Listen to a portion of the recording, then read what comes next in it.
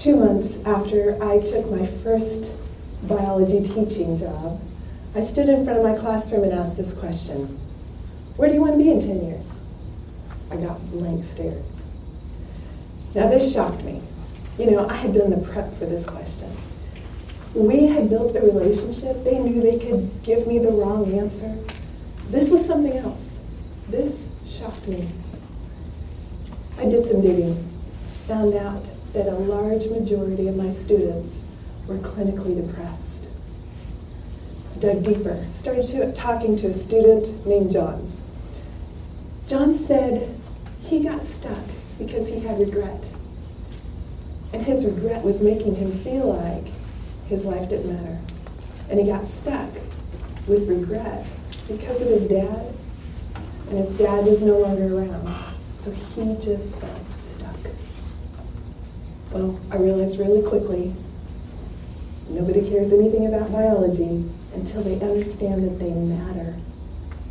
So that was the moment that I realized it was more important that I feed John's soul than that I teach him biology.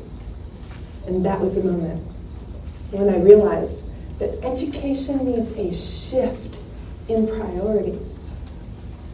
A couple years later, I was teaching 8th grade science, and a girl walks into my classroom. She walks in real cool, and she has, "I don't care about anything," written across her forehead, and "you're not going to teach me anything." She sits in the back of the classroom with her arms crossed and whispers to her friend, just acting really cool. Well, a couple months after we developed a relationship, she wrote this poem. I miss being a little kid. I miss having a dog that was bigger than me. And I miss the fact that my biggest concerns were who I was going to have a sleepover with that night and what video games my friends were playing. And I miss being so small that I didn't have to worry about being cool. When you're a little kid, you have no reason to hate yourself. You have no regrets. And I miss not having regrets. Wow. All this shocked me. Because previously, before taking the high school biology teaching job, I worked for a not-for-profit organization. And in this organization, they would send me to conferences. And I got to hear from people like Brenda Brown. She taught me the power of vulnerability. She taught me that everybody has shame, that we all have to figure out. We all have to learn what to do with our shame, what to do with our pain, what to do with our regret. I got to hear from consultant to Fortune 500 companies, Patrick Lencioni. Patrick Lencioni leads companies and tells them that companies make the most profit with humble leadership. And I got to hear about Joseph Campbell's A Hero's Journey. He says on every hero's journey there's pain. Pain is pure octane rocket fuel. It is absolutely going to take you somewhere. It's going to take you towards self-destruction, or it's going to take you toward life and freedom and purpose. I got to look at companies like Whole Foods. John Mackey, CEO of Whole Foods, if you watch him in an interview, if he's asked this question, what is the secret to Whole Foods success? He will say this word: love. Love is the secret to Whole Foods success. He says the way that he loves his employees and the way that his employees actually authentically love the customer that's standing in front of them. AT&T executive talked about one of their core vision statements: respect everyone always. All people have intrinsic value. And Starbucks, I got to read about Starbucks. Starbucks has 10 core values that they live by. They funnel everything that they do through these 10 core values. The 10th value is to make a profit. The first value is to aspire to enrich the human spirit. I don't know that my spirit is always inspired when I go into Starbucks, although I do love it. But I love that they are making an effort to put people before the product and before profit. And they're making a huge profit. I looked at a hospital called City of Hope Cancer Center. City of Hope has this vision statement. There is no profit in curing the body if in the process we destroy the soul. This is a hospital. Their sole purpose, their only purpose, is to heal the body. And in doing that, they figured out that that just is not enough. That there's no benefit in just doing that. Well, that got me thinking. What if school was more like Starbucks? You know, we have our priorities. We know that our sole job is to sharpen the mind, and we're doing it amazingly. We have guaranteed that we have experts in our field in every classroom. There's 3 certifications. We have highly degreed teachers, highly degreed administrators, and highly degreed superintendents. We're doing well with that. But what if we switched it? What if instead of having our first priority be to sharpen the mind, what if that was our second priority?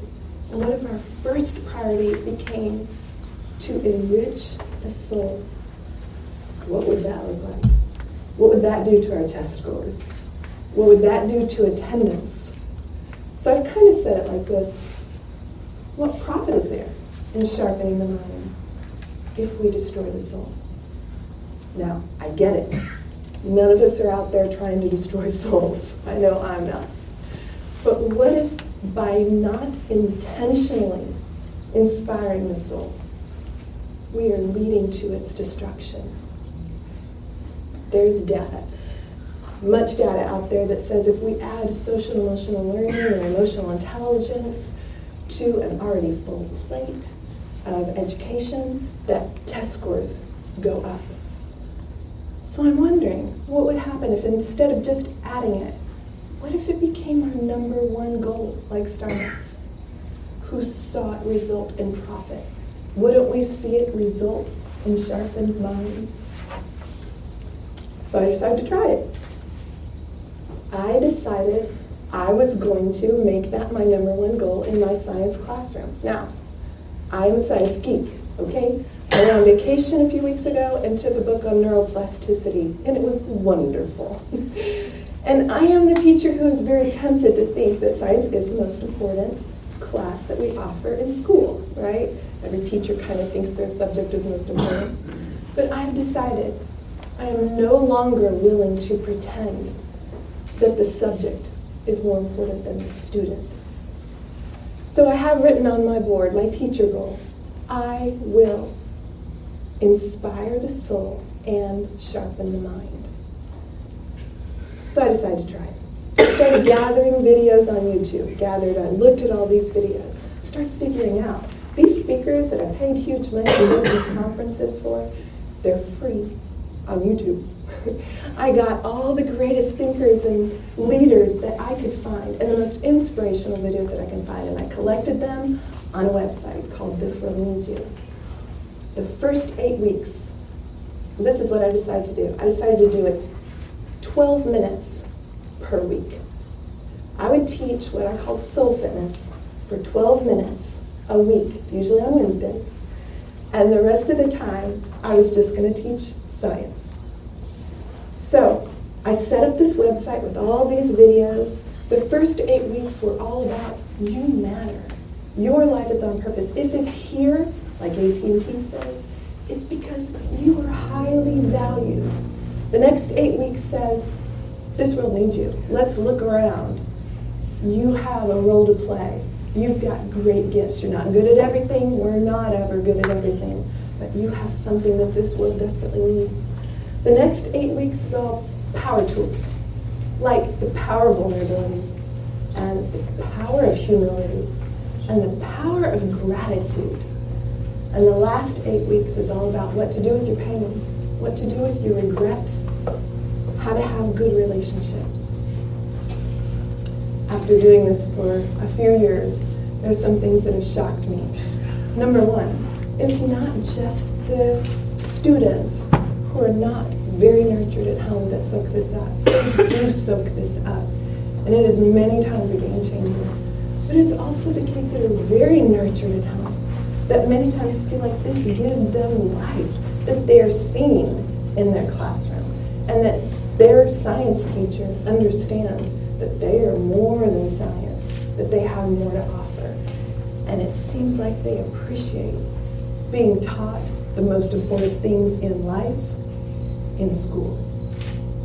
So after doing this for a few years, I had this class come in, and they were a really chatty class. They talked a lot during science, and they talked a lot during my soul fitness lesson, my 12-minute lesson. But there was one boy who didn't talk very much. He just kind of sat in the back of the class. And I was having trouble getting a read on him. He did okay in grades, but I just didn't quite know where his head was. So I asked him one day, "Do you like this class?" And he said, "Yeah, it's not really about science, it's about us." Wow. 12 minutes per week. And he came away thinking that he was more important than science. I have one goal on this talk. It is to raise the awareness of the amazing opportunity that we have right now in time in our education system. Everybody comes to us. The platform is built. I'm going to see 150 kids tomorrow in my classroom. We get to speak into their lives, into everybody's life in public education. But we have an opportunity now that we've never had before. We're no longer limited to one single certified teacher. We can access the greatest thinkers and leaders of our time for free through the internet. We can build a leadership academy in every classroom. We can teach kids that they matter, that they're on purpose to give to this world. We can funnel in the greatest thinkers into every classroom. So, I am a firm believer that hope is a game changer. I don't think it's something that needs to be added to an already full plate of education. I think it needs to be our number one core value, to give hope. What would that do to our schools? What would that do to our communities? What would that do to our homes if we have Starbucks priorities? Because hope trumps everything else in the classroom.